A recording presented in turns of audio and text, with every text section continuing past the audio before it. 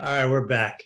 Our next panel is a very timely one, responding to cyber attacks at cryptocurrency, NFT, DeFi, and other digital asset trading platforms. We have a really great panel I'm excited to introduce. Let me start by introducing Daron Hartvigsen, a managing director with StoneTurn with more than 30 years of experience in IT, especially threat mitigation and IR. Daron was part of the super elite cadre of cyber experts in the Air Force Office of Special Investigations, where he was a special agent in charge of cyber investigations and operations in DC.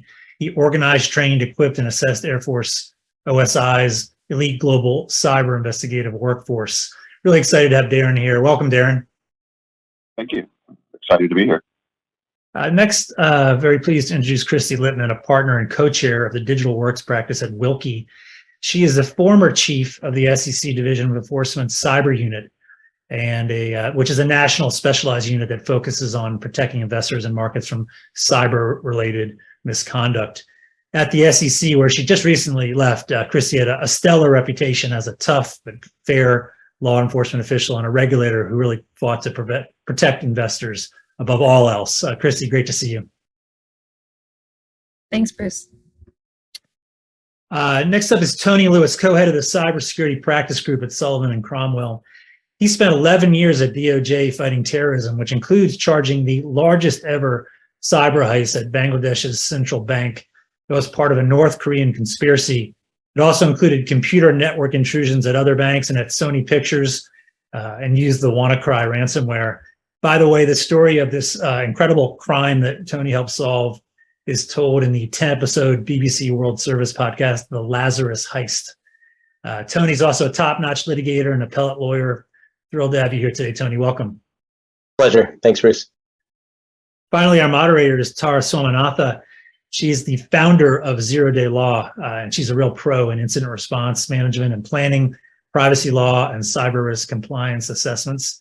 She's not only a former DOJ CSIP's trial attorney, but she also specializes in conducting comprehensive liability risk assessments for clients to determine and minimize cybersecurity-related liability exposure. She's also really a bona fide technologist, beginning her career as a software engineer and an information security administrator. She's even installed and set up networks and helped build testing environments for electronic fingerprint booking systems. Welcome, Tara, and take it away. Thank you. Good morning, everyone, and thank you for being here. We heard the first panel was stellar, and we are looking forward to jumping into this second panel to talk about all things crypto related. So we're going to jump right in and get started. We realize this topic is in the news all the time and lots of people are aware of it, but some of it is a bit of a mystery. So I'd like to set the stage by talking about the volume of money and of crime we're talking about when we talk about these things.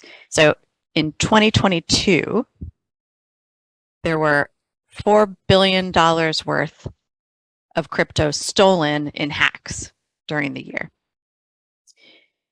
So far, Q1 of 2023, 119 million have been stolen.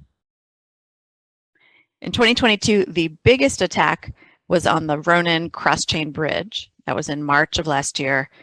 That was a $600 million heist and has since been attributed to North Korea. Looking at just 2023 alone, so we've just finished Q1.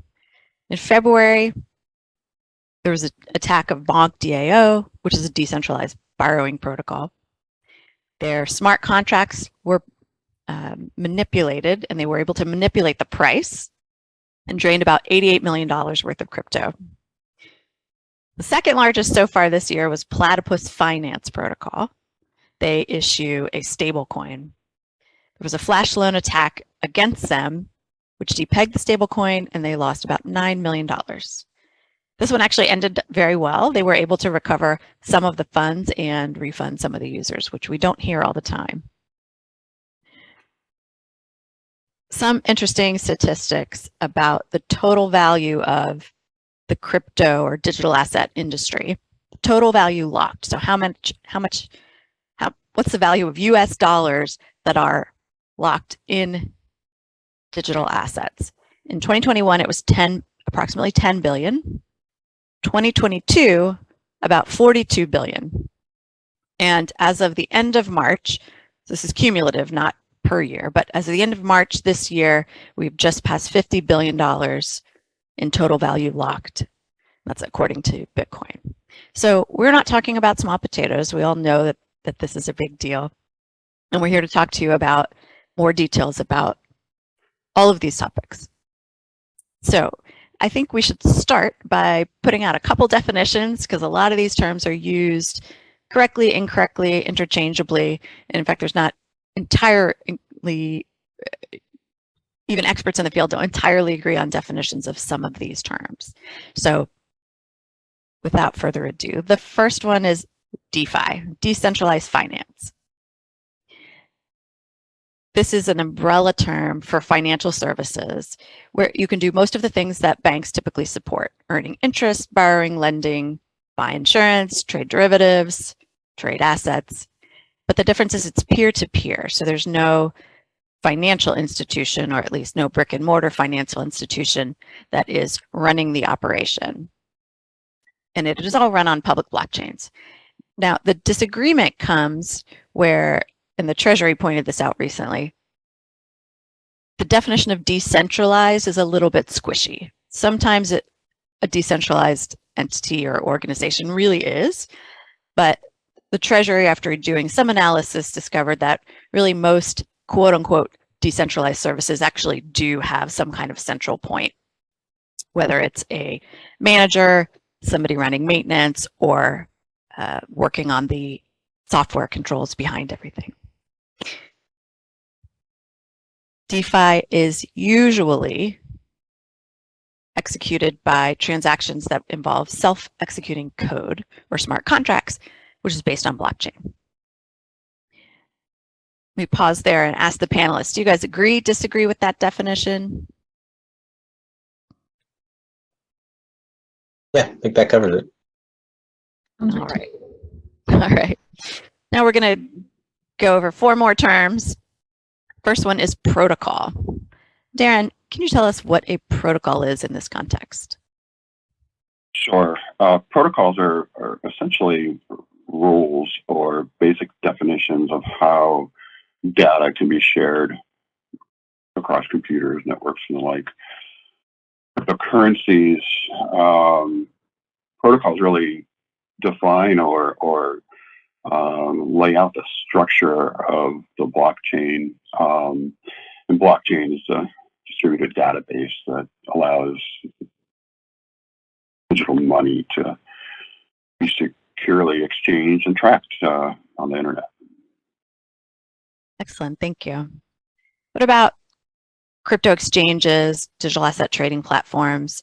Kristy, would you talk about that? Maybe the difference between centralized and decentralized? Sure. I think that the two terms, right, crypto exchange and digital asset trading platform, are really just different terms for the same concept. And where the division is in there is centralized versus decentralized. Centralized exchanges are kind of, there's a very clear entity in the middle. They're often taking custody of your assets when you're engaging in a transaction, and they're serving as that intermediary. Decentralized trading platforms are often non-custodial, and they're quite simply code, and they're code that somebody has written and put out there that allow participants in a transaction to interact directly with one another and exchange assets through the smart contract. In a decentralized exchange, that smart contract is often available for updates and changes to the protocol based on whatever governance mechanism is in place. Often there's a governance token that can be used to exercise voting rights and rights to make proposals to change the protocol. But the idea is, once the original smart contract is deployed, that there's kind of a diffuse network that can and should control the protocol going forward. Excellent, thank you.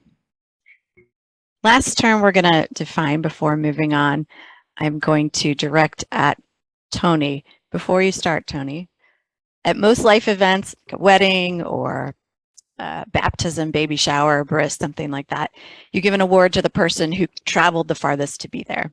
And although Tony didn't travel for this, he is joining us from LA, so he gets the award for joining us at what is the earliest time in the morning. The other three of us are in the DC area on the East Coast, and we applaud Tony for being up and well put together this hour of the morning. Tony, would you tell us briefly what a bridge is, and we will cover it in more detail later.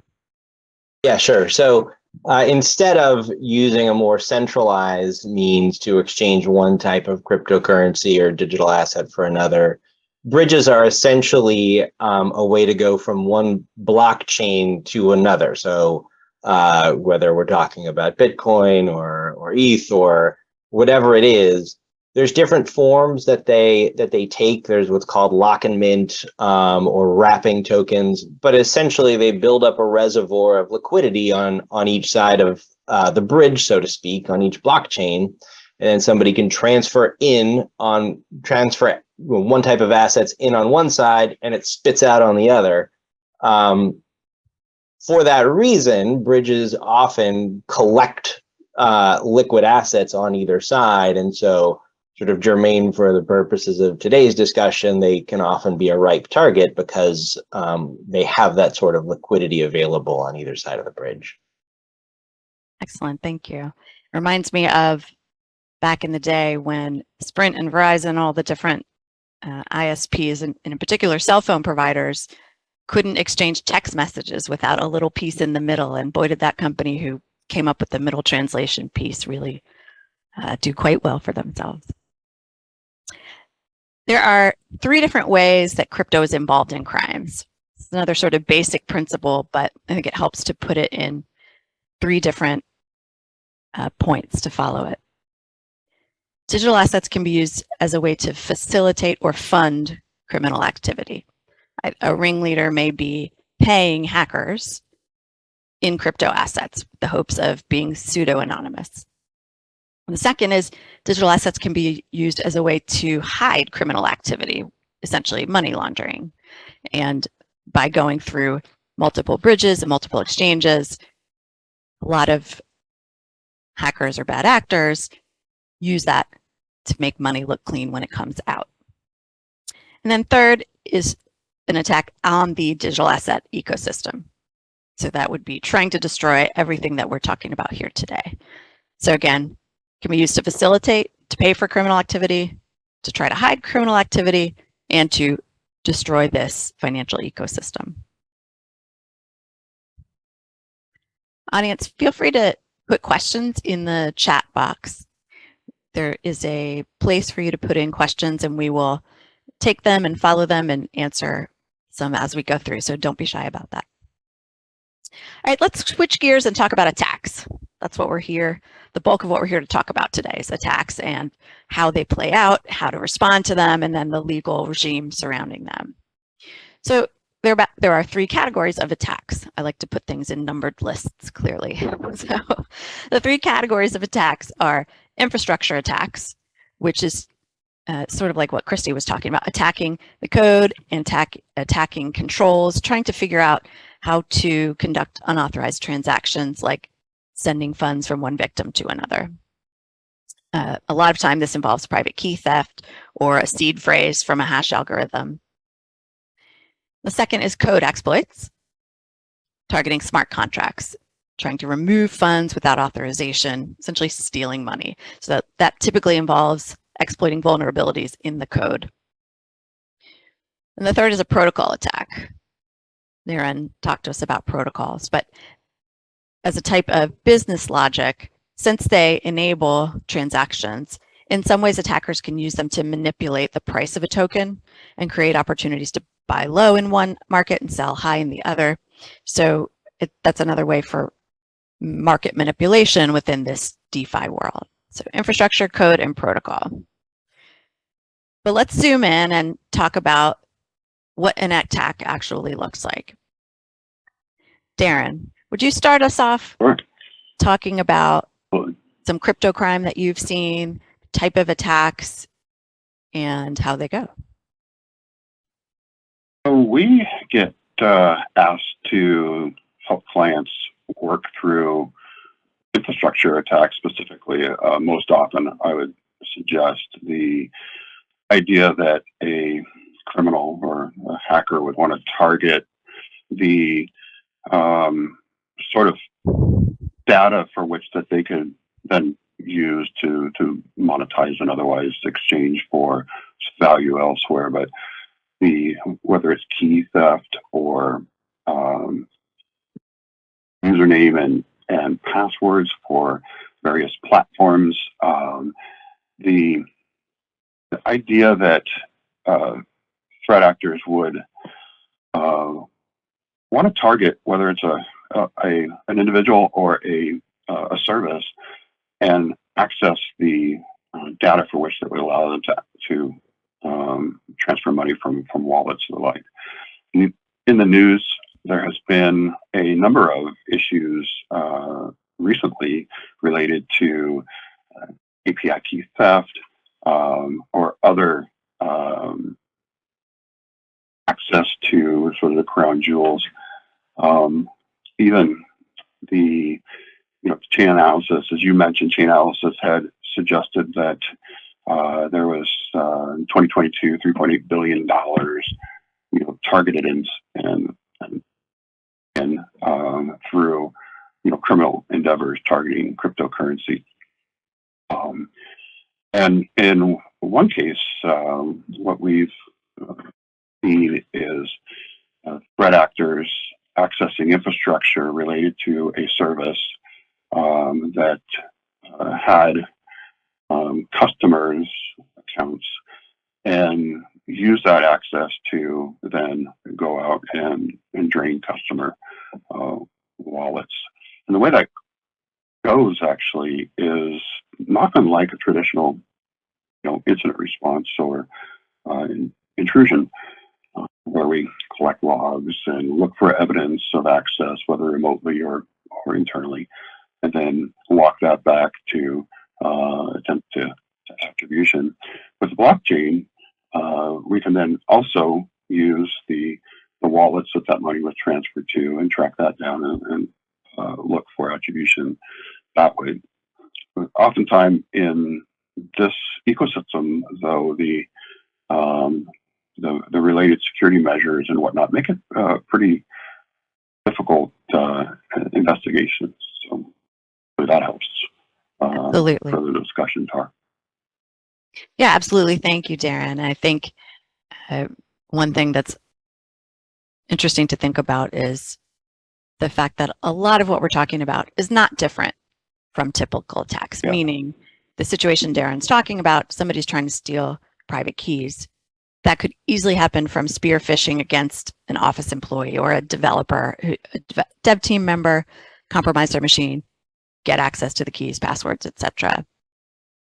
So, Tony, from your perspective, what does a crypto breach look like? Can you talk us a little bit about what does it look like and what do you see being stolen? What do you see that's the same or different from non-DeFi world attacks? Sure, yeah. So as Daron said, there certainly are aspects of it that resemble a standard breach response insofar as, there's digital forensics that are going on.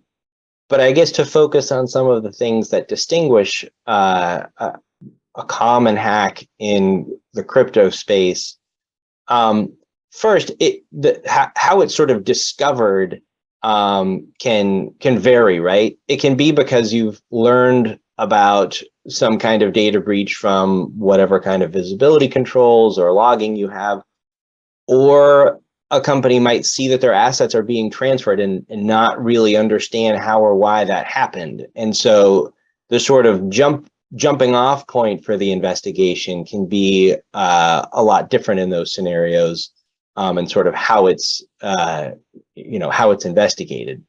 Let me interrupt for a second. What do you mean by, could you explain, they could see their funds being traded or transferred?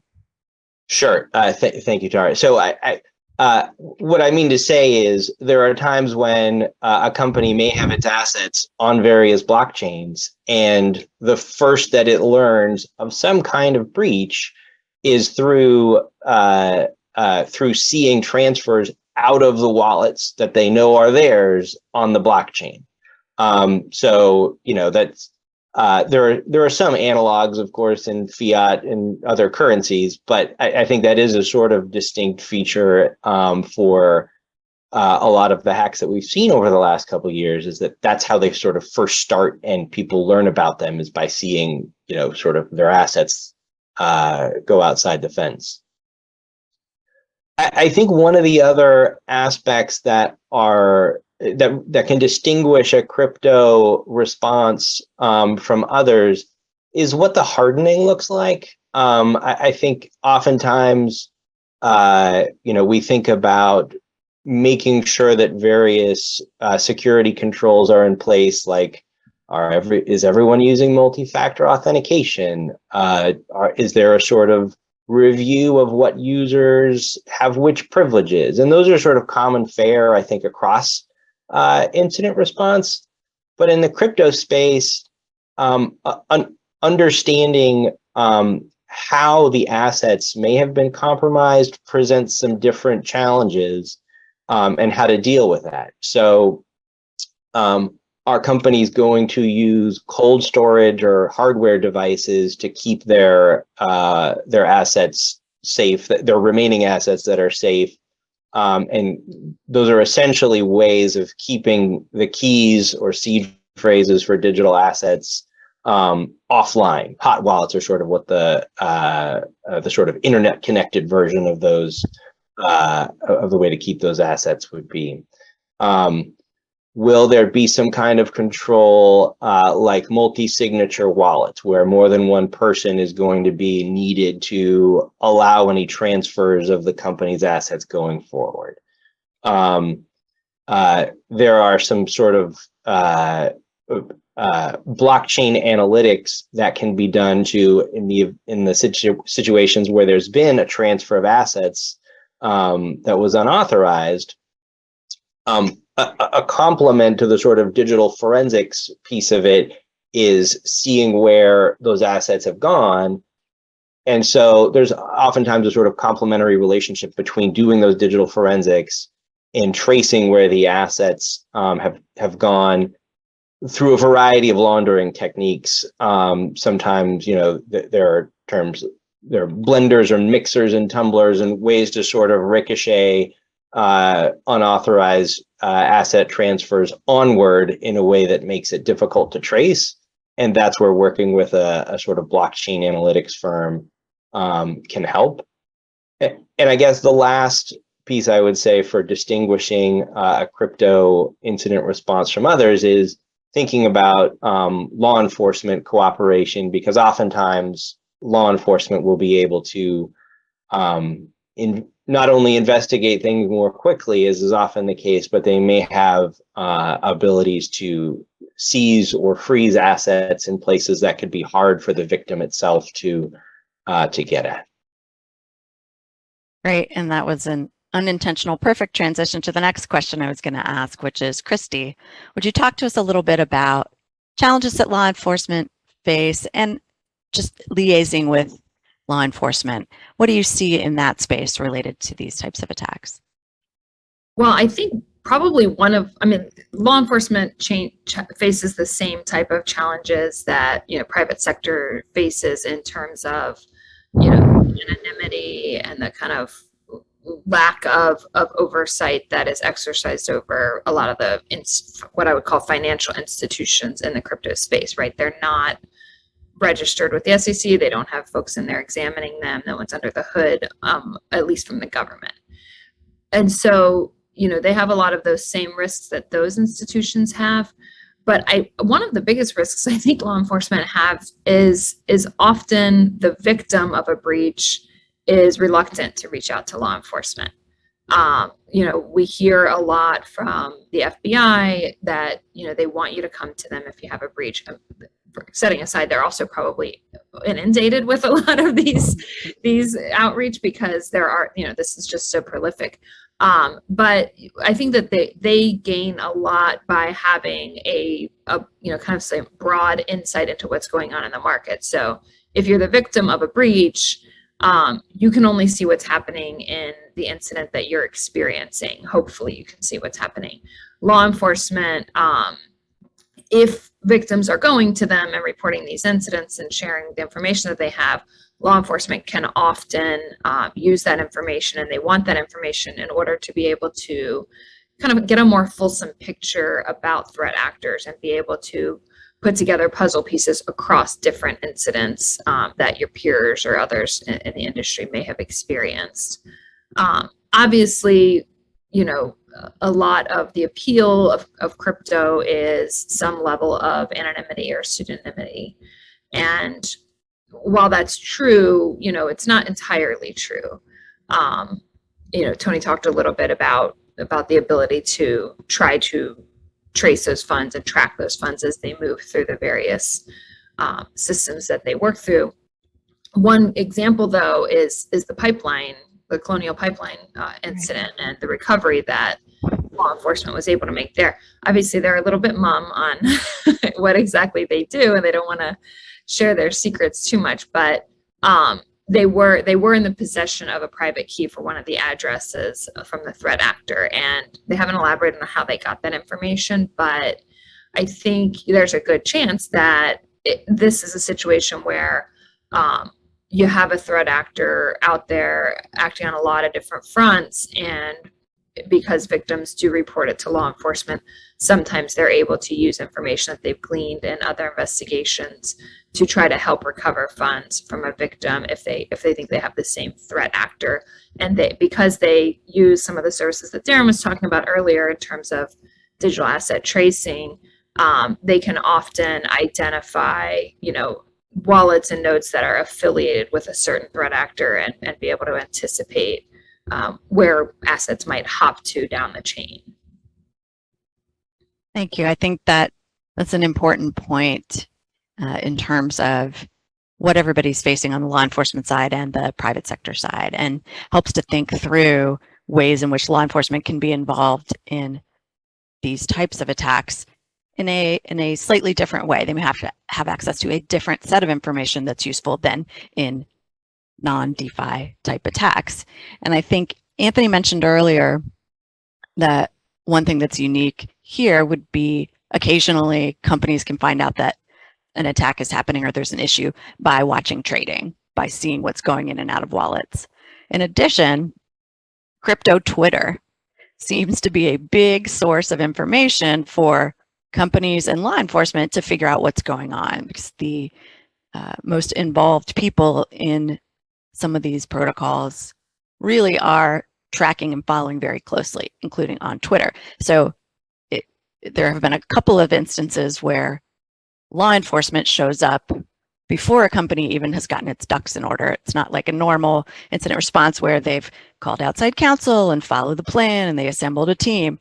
Nope, it's law enforcement saw something on crypto Twitter, showed up at your door. Now you have to go and start investigating. So I think that's just an interesting change that may not feel different for future generations who weren't involved as much in typical traditional incident response. And you're right, Tara. During the FTX issue, crypto Twitter was actually very quick to sort of track assets and alert to major movements and the like. It was pretty remarkable. Thanks, Daron. Let's talk a little bit about, Kristy, you mentioned regulations, and I want to come back to that. But let's talk a little bit about the risks overall. Like, what are the different types of risks? For example, bridges are a common target. And how should people be thinking about interacting with crypto-related entities given this? So, Tony, if you could talk about the risks, maybe how does it impact officers and directors and why bridges are so vulnerable, that would be great. Sure, thanks. So, I mean, cyber itself has been a growing and increasing and evolving threat. And so one of the issues that, directors often want to know about is, what are they supposed to do to discharge their duties And, there's some recent Delaware law that has extended some of those to management as well. And so I think the sort of starting point is thinking about what the risk for the particular type of crypto or virtual asset service provider is that we're talking about here. So as I mentioned, and you did as well, Tara, that bridges, they're a sort of target and have been some of the highest profile hacks that have taken place, like the Ronin hack. In part because they build up these sort of reservoirs of liquidity. But there's really a range of different types of risk. And so just to back up for a second, we think about cybersecurity risk, the sort of standard fare, theft of IP, of intellectual property, of a PII or personal identifying information, or for public companies, material non-public information. And those are risks that exist in crypto, but there are qualitatively different types of risks that go alongside those. There are protocols, for example, that, are used to a more open security model where the sort of guts of how they work is more available to the public. And that can include what some potential vulnerabilities are. And so I sort of think of these risks sometimes on a spectrum from the more standard types of cybersecurity, like true cybersecurity risks, to things that resemble more of a manipulation of the protocol. And, we've seen references to things that I think have been called governance attacks or the like, that can be a sort of hybrid of those two types of risks. So it could be manipulating the algorithm that measures the value of coins in a given system based on a sort of basket of other digital assets. That's sort of what it can look like in terms of the manipulation piece. But there have been, to sort of put in concrete terms, what a hybrid can look like. There was a hack last year involving essentially a flash loan of a bunch of cryptocurrency into the sort of basket of cryptocurrencies held by the protocol. That gave the hacker outsized voting authority within that protocol. And then that voting authority was used in about 15 seconds to make changes to the code and then transfer $80 million of assets out of that protocol. And so that sort of combined the understanding how the protocol itself worked with, bona fide hacking ability to make changes to the code on the fly and carry out a heist. And so, like I say, I think these are along a spectrum. And you'll hear the term code is law, like, some people don't really think of the fact that like manipulating the algorithm or the protocol to be out of bounds, and different people have different points of view on that, but that's just sort of some of the mentality for some of the bad actors that can take advantage of protocols in this space. And so, thinking about duties and responsibilities as they marry up to these risks, I think a lot of the same baseline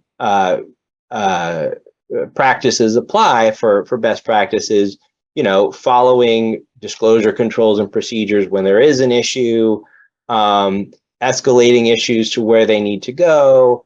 When there is an issue that's raised, having a plan for addressing it, even if it's not fully implemented, and sort of documenting those steps, I think are all important pieces for directors and officers as they think about how to address what the risk is for their particular company. Thank you. We've got about 5 minutes left, so I'm going to ask the panelists if you will help us out and do some rapid fire questions. So I'll ask a couple questions that hopefully we can cover briefly, and then there's a couple questions from the audience that I'd like to chime in with as well. So the first will be for Kristy. Kristy, what do you think about the lack of regulation in this space to the increasingly prescriptive rules under the SEC? And why does it seem like the SEC or FINRA rules might apply to Web 3.0, and do they or not? Well, technically speaking, they really don't. I mean, most of the rules that are advanced by FINRA or promulgated by the SEC apply to registered entities. And so in the context of the SEC, they've got Reg SCI. That's a regulation that applies to registered exchanges and market utilities like clearinghouses.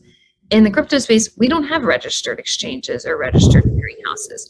According to some recent SEC filings, we have a lot of unregistered exchanges and unregistered clearing agencies. They also have Reg SP and Reg SIP. So that's safeguard rules and identity theft protection policies and procedures requirements.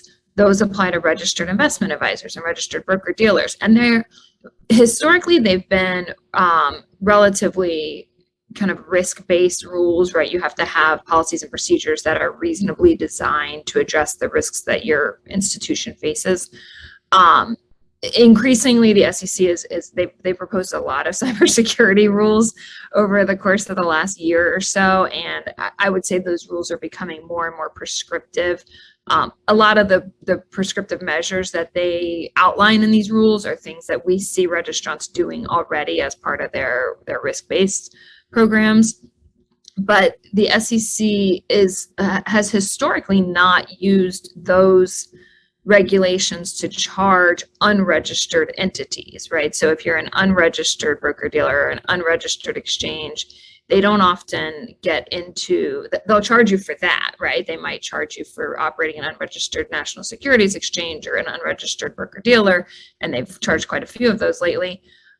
But they won't go into kind of the nitty gritty of the rules that would apply to a registrant. And what that also means is that because these are unregistered entities, there's not an exam function. A lot of times you'll see cybersecurity issues or vulnerabilities kind of unearthed in the process of an exam, and it gives an examinee an opportunity to remediate them before any harm befalls them or their customers. Here, because there isn't any regulation out there that is designed to necessarily bring crypto platforms or crypto broker dealers into the regulatory fold, necessarily they're not being brought into the regulations that apply from a cybersecurity perspective either. And so until we see an opportunity for these, and we could go another hour with the barriers to registering for crypto exchanges, but until there's a opportunity for crypto exchanges, crypto broker dealers to enter that regulatory fold, we're unlikely to see an opportunity to apply these very kind of prescriptive cyber hygiene measures to those entities. Thank you. And it raises just the general concept that this is really a global problem, a global issue. And so regulating in general will be tricky, especially if we're talking about law enforcement liaison. I know we had the Microsoft case several years ago where the Supreme Court decided US law enforcement cannot go directly to an internet service provider in Ireland or elsewhere to compel disclosure of evidence. And now I know pairs of countries are trying to work on that. But similarly here, multiple countries will have to get together and agree on what to do about some of the exchanges and the protocols and the overall environment in terms of establishing some rules. Let's flip away from a little bit of the doom and gloom or the lack of clarity. And Daron, I want to ask you, would you tell us about what your recommendations are? What can any entity in this space do to reduce the likelihood of attacks or reduce resilience following attacks? And when you answer that, we have an audience question, which is, for trying to build a cybersecurity program, let's say at a Web3 company, are there any emerging or promising frameworks that companies can start to align with, aside from the usual NIST, ISO, SOC, CIS, Mhm. etc. I'd say pay attention to what the SEC is saying, quite frankly. They have some opinions in and around security programs and the like. Whether or not a DeFi entity, anticipates being overseen by a regulator like the SEC, they should really sort of benchmark some of the recent suggestions and attempts at rulemaking that the SEC is putting forth. As far as what this ecosystem could do, I would just suggest do better. There's some basic hygiene issues that we see, quite frankly, whether it's internal policies and procedures that just don't exist, single points of failure with regard to the entities that build the security program not being overseen by maybe leadership that maybe doesn't understand the technology, the funding associated with building a resilient infrastructure that protects client information and accounts. As in the digital asset and cryptocurrency ecosystem is young, right? And there's a lot of innovation that's happening. So